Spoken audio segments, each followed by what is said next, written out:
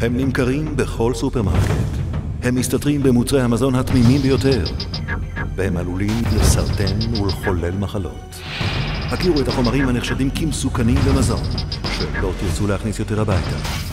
ניטריטים נמצאו כמסרטנים.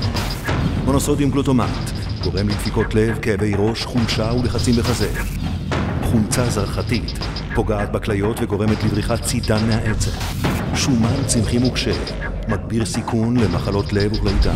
צבעי מאכל מסוכנים עלולים לגרום להיפראקטיביות בקרב ילדים, וזהו רק קצה הקרחון של חומרים שנמצאו או נחשדים ברחבי העולם כמסוכנים לאדם ונמכרים חופשי במוצרי מזון רבים.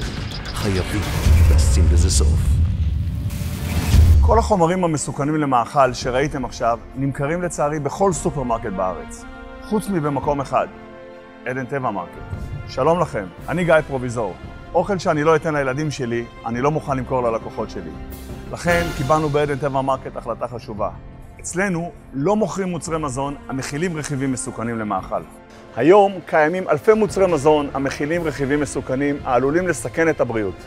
לצערי, הם עדיין נמכרים ומגיעים אליכם הביתה. מוצרים המכילים את החומרים האלה לא יימכרו בעדן טבע מרקט, נקודה. צוות התזונאים שלנו עובר יום-יום על מחקרים הנערכים בעולם ומזהה את החומרים שהוכרזו או שנחשדים כמסוכנים לבריאות.